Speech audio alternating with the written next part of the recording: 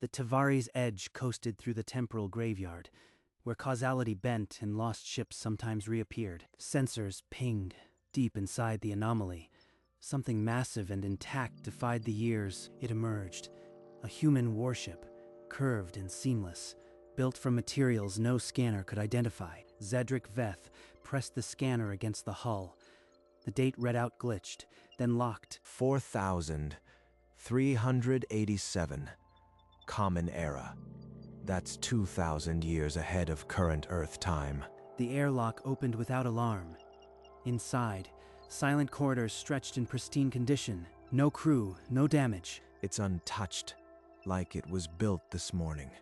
No ship drifts 2 millennia without a single scar. The bridge sat empty. Every console, every station, powered down but immaculate. On the bulkhead, an Earth Navy manufacturing plate, 4,387 CE, stamped in standard and 3 alien languages. Send a priority burst to Earth Command. They need to see this. Zedric moved deeper into the bridge, his helmet light sweeping across the dormant consoles. One flickered, a small act of recognition. He reached out with a gloved hand. The holographic surface awakened, displaying a single untitled text file. If you are reading this, you are in the past. This ship is for Captain Andrew, Earth Navy, 2391. The coordinates will save him. The mission is up to him. Captain Andrew? Why leave a ship for a human? 2,000 years dead, unless he isn't dead yet. This ship was sent to our time deliberately. The message ended. Just a set of coordinates hovering in the data stream. Those coordinates are in Coalition neutral space. That's an ambush point. His crew murmured behind him. This was not salvage. This was a weapon. Send this entire log to Earth immediately. I don't know who Andrew is in this century, but they will. The data stream ignited, racing toward human space. The derelict waited, holding its breath. Inside Earth Command's hub, Admiral Wei Zhou watched the priority burst decrypt into a field report that froze him still.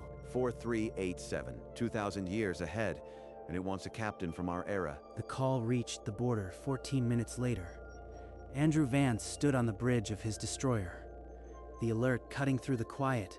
Admiral, this is unexpected. What's the situation?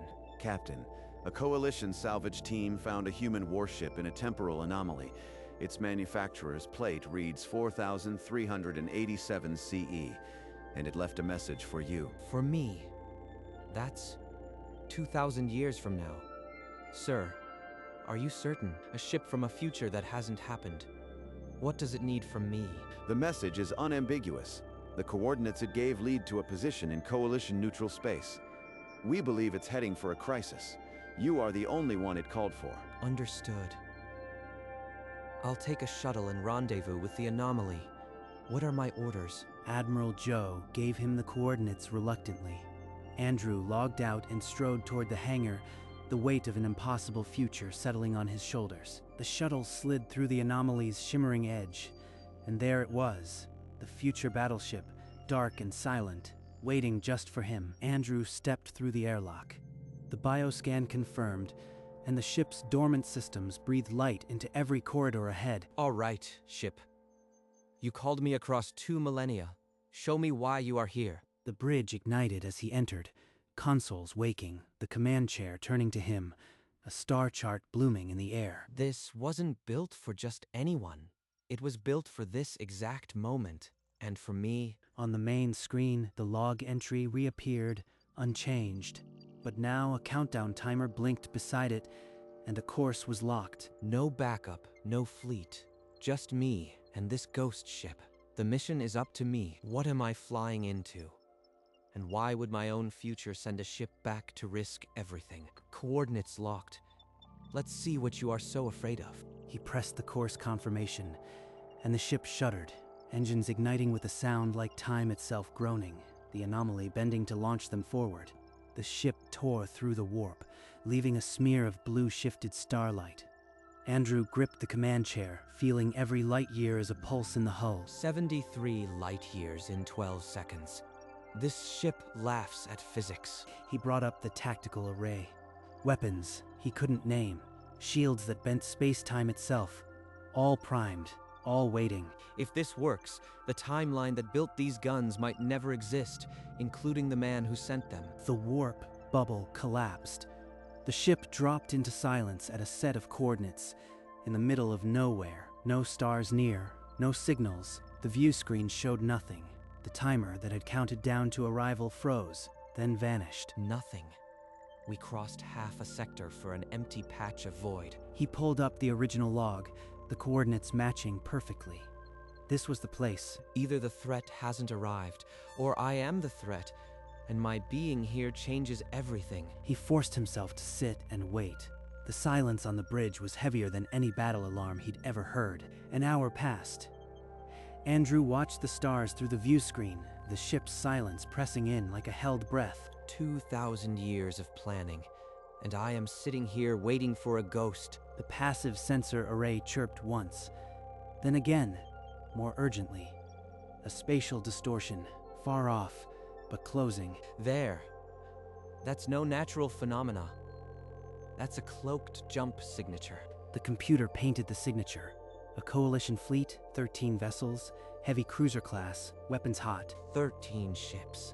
They weren't just passing through. They knew someone would be here. They're not here for me. They're aiming at a set of inbound transponder codes. Earth, civilian, diplomatic. The ship's AI reacted before Andrew could speak. Red lights flooded the bridge, and the weapon systems unlocked with a deep resonant hum. So that's the mission. An ambush on a diplomatic convoy, and the only one who can stop it is me. The coalition fleet decloaked in formation, their weapons already locked.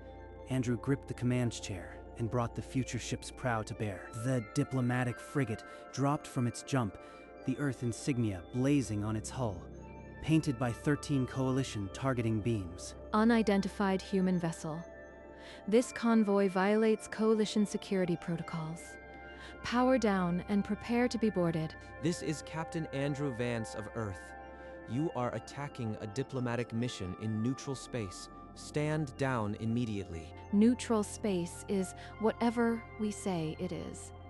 You have 10 seconds to comply, or we open fire on the diplomats. She'll do it. The frigate's shields won't last against 13 cruisers. Andrew fired without another word. The future ship's energy cannons punched through the closest cruiser's shields and split its hull. The cruiser went dark, atmosphere venting in crystal clouds. The fleet's formation shattered in surprise. You are alone and outnumbered. Sacrificing yourself won't save them. You brought a war fleet to a diplomatic passage. Call me alone again and I'll show you what sacrifice looks like. The remaining 12 cruisers wheeled to face him, weapons swiveling away from the frigate and onto the dark ship that had just drawn their fire. The 12 cruisers fired in unison, particle beams hammering the future ship's shields. The hull vibrated, but barely. This is Captain Reyes of the Calliope. Our shields are gone. We need cover now. Andrew threw the ship between the frigate and the cruisers. The shields spiked, absorbing fire meant for the helpless diplomats. The AI overlaid a projection from temporal analytics. Historical outcome, undeterred. Estimated human casualties, 14 million. 14 million. That's the cost of standing down. The war it starts doesn't end for 40 years. Your projection is accurate.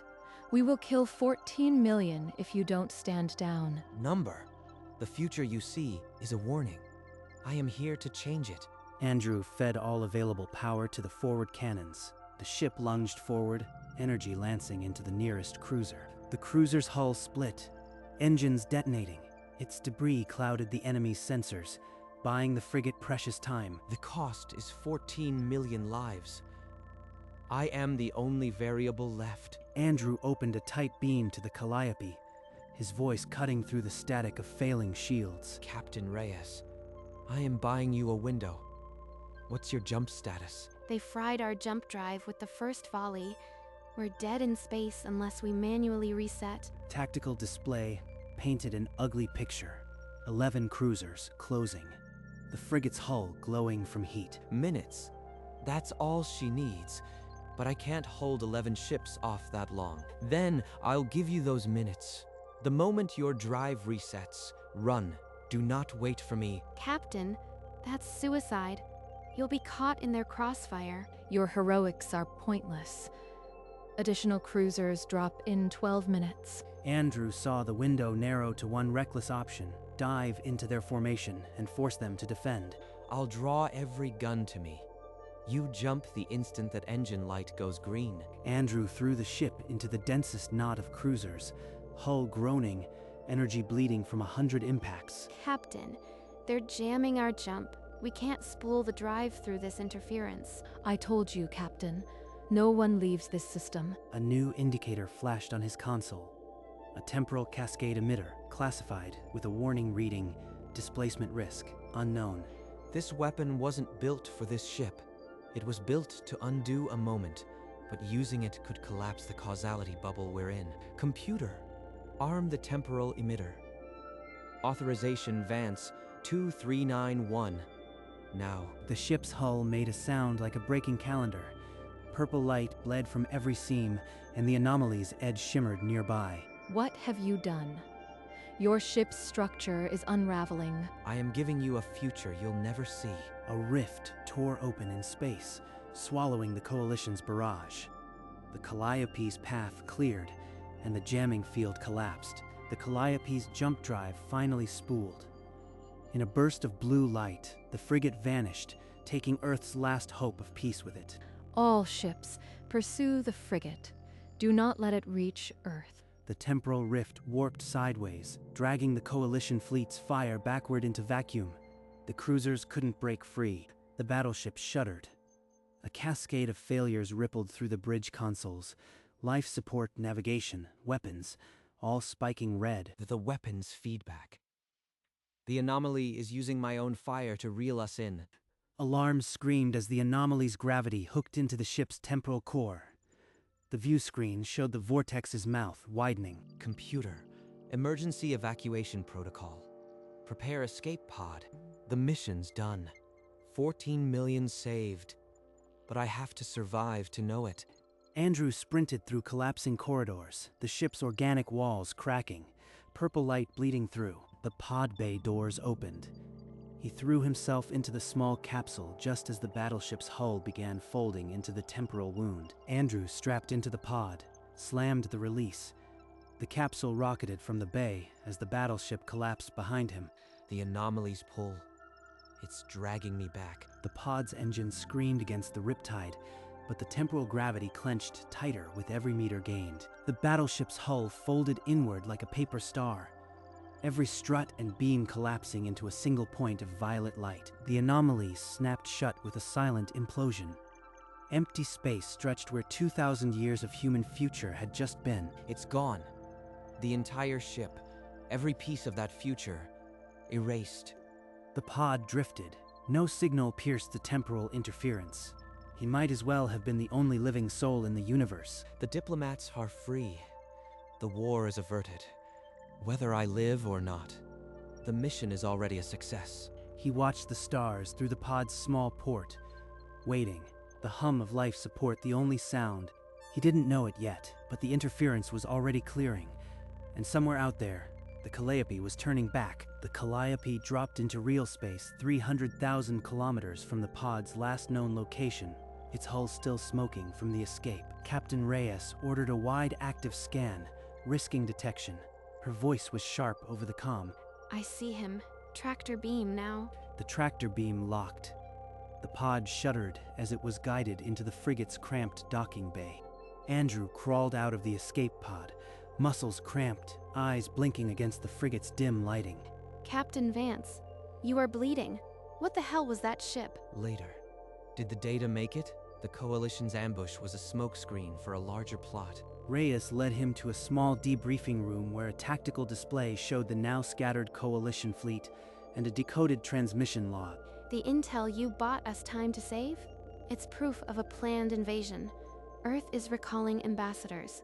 War is off the table. 14 million lives.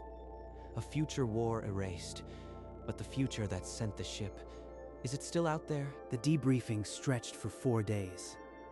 Andrew recounted every detail, From the temporal anomaly to the final moment of the ship's collapse. Captain Vance, the details you provided are classified beyond standard. The existence of a future Earth warship will be sealed, but your actions are noted. Sealed. Just like the future that created it. A week later, in a closed ceremony at Earth Command, Joe pinned a citation on Andrew's uniform. No cameras, no applause. You are the only living person who saw it, Andrew. That burden is yours alone. A ship that saved us all, and I am the only witness. What happens when the witness starts to doubt? That night, in his quarters, Andrew sat staring at a hollow photo of himself, younger, at the helm of his first command. Was it me, the future captain who sent the ship? If I lived to 4,387, I'd be 2,000 years old. He called up a temporal paradox equation on his datapad. The math was clear. The timeline that spawned the ship may now never happen. I survived. The mission succeeded, but did I erase the very future that saved me? 3 months later, Andrew stood behind a glass wall, watching Earth's top physicists argue over a holographic schematic of the future ship. They had fragments, hull resonance frequencies, a partial energy lattice scan, the log entry's timestamp. Everything else was ash. One physicist, a woman with tired eyes, traced a line on the display and shook her head. Andrew leaned closer to the glass, straining to hear. The core design, the physicist said, it's a paradox lock. It won't fully decode unless the timeline it came from has already diverged. The room went silent. A second physicist whispered, so it's a key we can only turn now. They're understanding it. The ship was built to teach us how to build it, but only after it succeeded. Andrew turned away from the window and walked the long corridor back to the surface, the ache in his chest a little lighter. Maybe in a century, Earth will have a fleet of these. And maybe the captain who sent it is still out there, in a timeline I'll never touch. He didn't look back. The future, whatever shape it took, would have to grow on its own now. That evening, in his quarters, Andrew sat alone. The datapad on his desk chimed softly, a file flagged by Earth Command. One encrypted transmission, routed from the battleship's AI core milliseconds before its destruction. Origin, 4,387 CE. He opened it with a trembling thumbprint. Andrew, if you are reading this, we succeeded. I am you. From 4,387, the future we built is gone now, but that was the point. The ship was my promise that you'd be in the right place. The rest is yours. Trust yourself. That's my voice. Older. 2,000 years older. And it's telling me to trust myself. So it was me. The loop is real. But the future that created it, I'll never know what happened to it. He saved the file to a secure partition and closed the pad. Rising, he walked to the window. The stars were clear tonight. I'll never get all the answers. But maybe that's not the point. The ship wasn't a question. It was an action. And the action saved them all. For the first time since he'd stepped aboard the Anomaly, the silence in the room felt like peace. A year later, the media caught wind of the ghost ship. A salvage crew sold grainy footage. Andrew watched the news feeds in silence, saying nothing. He filed for retirement the next month. No ceremony, just a handshake with Admiral Joe on a quiet flight line. The new house was 4 kilometers from a forest. The silence there was different, the kind that welcomed children. Sophia arrived in spring. Andrew held her in the nursery, a toy spaceship already waiting on the shelf. She grew into a girl who asked questions about stars and time before she could tie her shoes. He taught her constellations on the back porch, never mentioning the ship, letting the legend stay buried. The war he prevented became a footnote in history books. A crisis averted, the man responsible unknown. She turned 10. She still slept with the toy spaceship he'd bought the day she was born. That night, after dinner, she tugged his sleeve. "Tell me the story again, Daddy. The one about the lost ship." He walked her upstairs, the star projector spinning on her ceiling. Tonight he would tell her the truth. He sat on the edge of her bed, the star projector casting slow constellations across the walls. Is it true, Daddy? Did you find a ship from the future? It's true. And I was the captain it was waiting for. He told her about the anomaly, The empty battle. The choice he made. She didn't interrupt. When he finished, she was quiet. The toy spaceship clutched to her chest. But if it came from the future, who sent it? Was it you when you were old? I think so, sweetheart. A future me built it and sent it back to help us. She considered this, her brow furrowing in the way that reminded him of himself. Was the future you, a good captain? Andrew opened his mouth, then paused. The question hung in the air, filled with everything he'd never been able to answer. I think so. He sent me the ship, didn't he? Then he must have been very brave. He pulled the blanket up to her chin, smoothing the fabric. She didn't open her eyes, but her smile deepened, as if the answer had been exactly what she needed. The toy spaceship remained clutched in her hand, its tiny hull catching the projector light. The loop is closed. The future me built the ship, the past me flew it, and both were me. And that means the future me trusted the past me to get it right. He stood slowly, the mattress barely creaking, and walked to the door. He paused at the threshold, looking back at the little girl in the starry room, the toy spaceship now resting on her pillow. She'll know the truth someday. For now, she knows the story. He dimmed the lights. The star projector continued its slow wheel, painting the ceiling with a calm infinity. He left the door open a crack. The star projector's light made a path across the hall, and in the faint silhouette, the toy ship looked like it was sailing among real stars. He drifted to the living room window, the house silent, but for the low hum of the star projector. Looking up, he searched the constellations out of habit, and there it was, the ghost of a curved hull, gone in a heartbeat. He didn't freeze. He let it pass, a silent thank you to the man who had sent it across 2,000 years. His breath fogged the glass. When it cleared, only the familiar stars remained. He pressed his palm flat against the window, feeling the cold seep into his skin, grounding him. Then he turned away. The ship had given him a crew, a mission, a future, and it had all worked. Walking back, he passed Sophia's room.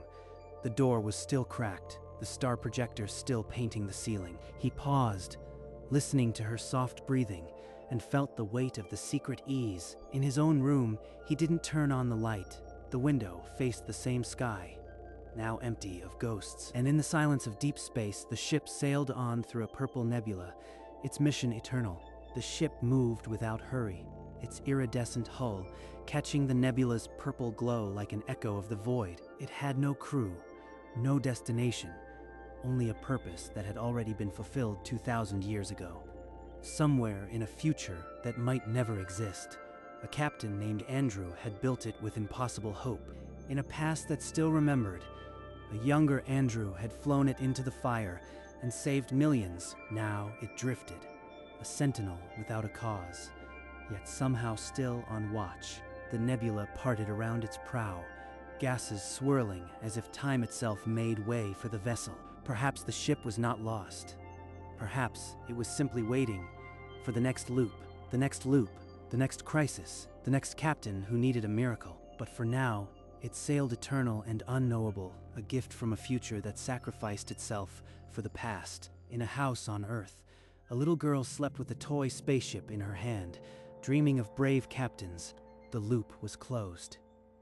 And somewhere in the silence, time told its story. The ship grew smaller, a distant silhouette against the dying light of the nebula. It left no wake, only the faintest ripple in space-time, a whisper of a future that had already changed everything. And in that whisper was the truth of humanity. We do not wait for miracles. We send them back. The nebula continued to spin, indifferent, eternal, holding the secret of a loop that needed no ending. For 14 million lives saved, no monument was built. But the stars themselves now hold the story. If you look closely, you might see it, a dark shape against a purple cloud, still on patrol. But you can only see it if you believe. The rest is just a light year's silence. Andrew never looked again. He didn't need to.